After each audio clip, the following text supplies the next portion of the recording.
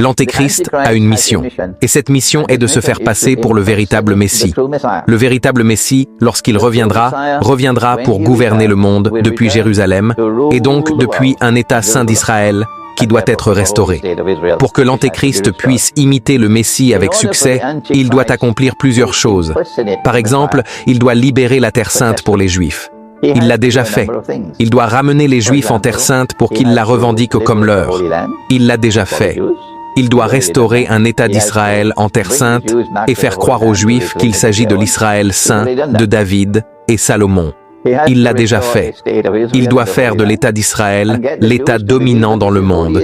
Et pour cela, il doit non seulement faire tomber les États-Unis, mais aussi l'Occident. Et cela semble être le but de la Grande Guerre. Le but de la Grande Guerre semble être de faire tomber les États-Unis et l'Occident, afin qu'ensuite Israël puisse naviguer sans obstacle. Le seul problème est la Russie. C'est le seul grain de sable dans l'engrenage, la Russie. Mais il n'est pas possible pour l'Antéchrist, non, car il n'est pas plus puissant que le Seigneur Dieu. Et le Seigneur Dieu, dans le Coran, a déclaré qu'un peuple qui suit Jésus fidèlement sera élevé à une position de domination sur ceux qui l'abandonnent. Pour ceux qui suivent fidèlement Jésus aujourd'hui et qui conservent encore la loi avec intégrité en tant que chrétiens, ce sera le monde chrétien orthodoxe et non le monde chrétien occidental. Le monde chrétien occidental évolue dans une direction où un homme peut épouser un autre homme et obtenir un certificat de mariage. Il faut donc avoir un doctorat de Disneyland pour accepter que ce soient les véritables disciples de Jésus. D'accord?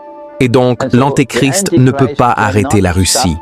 L'Antéchrist peut faire tomber les États-Unis et l'Occident, mais il ne peut pas arrêter la Russie, car le Seigneur Dieu a ordonné que ceux qui suivent Jésus fidèlement seront élevés par lui à cette position de domination.